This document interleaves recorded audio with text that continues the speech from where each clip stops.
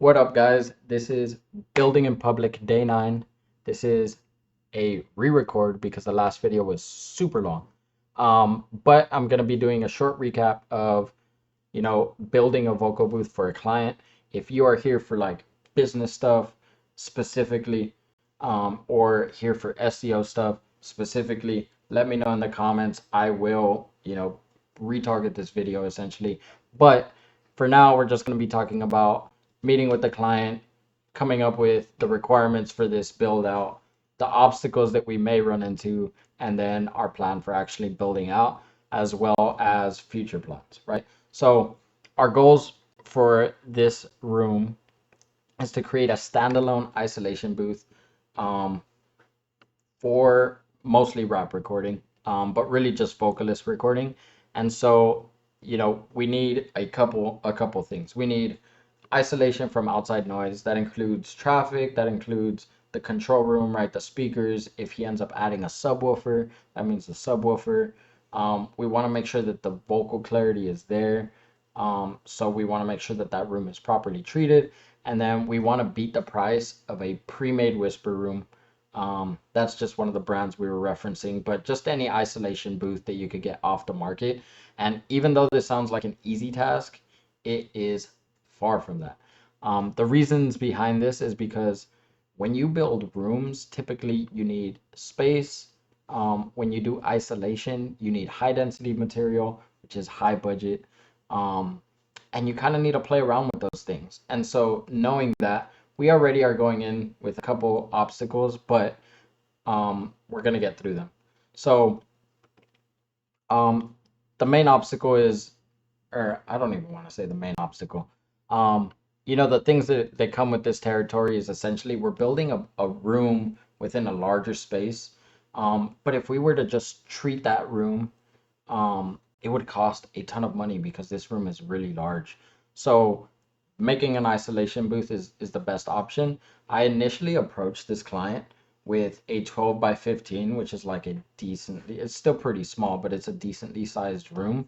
But after doing like double walls and, treating it with like double dry walls with green glue, after making like space for like essentially air gaps for sound to go through. All these things added in. The budget was, I mean, it was just over budget. So I went back to the drawing board with this client and basically said, hey, what is your budget? And let's look for comparable projects with, I mean, products within that budget, and then let's try to beat that because I think that that will get you to a more um, like it'll be a little more reachable of a goal. So we did that, and then we ended up settling on a 6 by 8 by 10 basically isolation booth. Now those off like as a product off the market typically go for 10 grand, so that's our goal, under 10 grand. I think we can beat that, no problem. But I do think it comes with its own set of issues. Those issues being that small rooms are boxy, and the additional issues, just based on client request, is that it needs windows for an engineer, um, which is pretty standard, but we can make a small window, and it needs window for video, which I think is the larger issue from the two windows. And the reason he wants this is to be able to shoot content, which I think is brilliant. I think content and music is killing it right now. In fact, I think that music without content is actually, unfortunately, in my opinion, as a music lover, falling short. And I think it's just the day and age, having social media, having YouTube, for example, where the video just accompanies audio and makes for a way better um, experience for the listener. So at the end of the day, I think that it's a great idea, but it will lead to a couple issues. Um, and then he wants to use a solid door just to save on cost, which is cool. My only concern is that the door is not dense enough, right?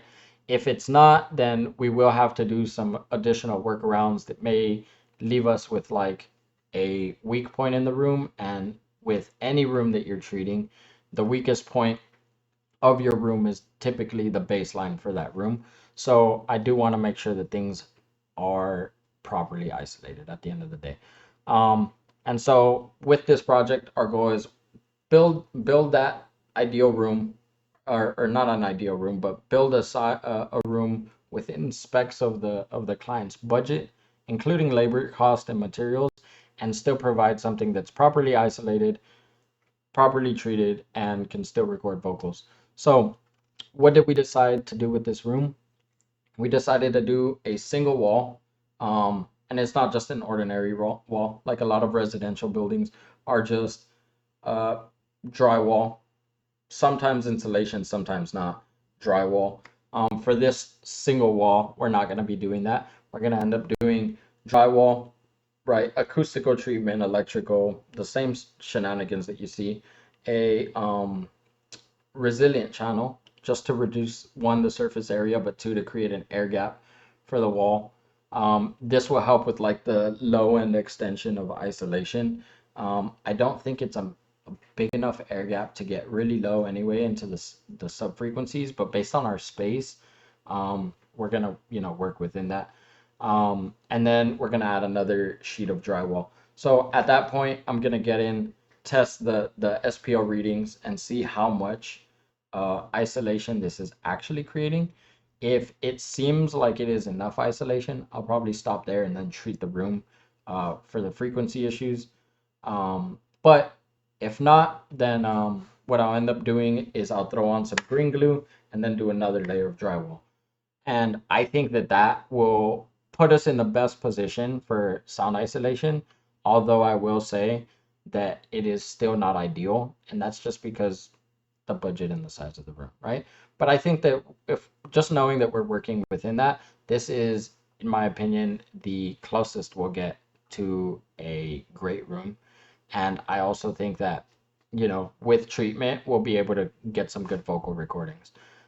Ideally, I would love to treat the greater room, but since that room is massive, um, it's going to be super expensive. So hopefully, if the client enjoys this, hopefully he ends up sticking around, doing a bit bigger, you know, build out. And then in that case, we can kind of go crazy and do a bunch of stuff. Um, but yeah, anyway, that's the room construction. Um, Once it's isolated, we're gonna go in, test the room again. We're gonna kind of see the frequencies, see where there's buildups and cutouts in frequencies, and then we're gonna treat those. Um, the problem again with a small room is that you have limited space, and treatment also takes up space. So we're gonna also meet in the middle there, and we're gonna try to treat it enough to reduce those problematic frequencies, while also hopefully keeping enough life in that room and not just deadening it all the way. If we do end up having to, we will deaden it, and I may bring in diffusers, but I think that's for a future upgrade because, like I said, we want to stay within budget. So that is the build out. That's how we're going to do it. And I think in terms of future plans, what we're going to do is we're going to improve the listening environment, right? So the owner really wanted to run lean. So his goal was open a recording studio, right? But like many people know, the cost involved in that is pretty high. So, as an engineer, I said, okay, I think that if you want to get there, the best approach to this is to start getting good recordings, right? So let's start with the isolation booth. If your listening room is subpar, you can get by. It is far from ideal, right? But you will be able to get by. And in time, you can also treat that listening space. Then you'll have a better idea of how that booth is interacting with you. You'll be able to get better mixes, et cetera, et cetera. So, for future plans, it's improve the listening environment, you know, and then also add ventilation to the isolation booth. So if you noticed, I did not add ventilation, and that's because the systems for ventilation are quite complex and quite expensive. And I think if the goal is isolation, um, there's not really room to do that within budget. So ventilation is being held off, but I do think in order for the artist to be comfortable, for him to be happy, and to be able to work for an extended amount of time, it will be an improvement we have to make. So for now, we're gonna hold off on it, but I think that it'll be one of the next upgrades, if not the next upgrade. just so that, this room could be in operation and be comfortable, make clients happy, etc. So later on down the road, if the client decides, we'll treat the entire room, and then we will not have a lot of these issues from small rooms. But I think we'll be able to get where we want to get in terms of isolation.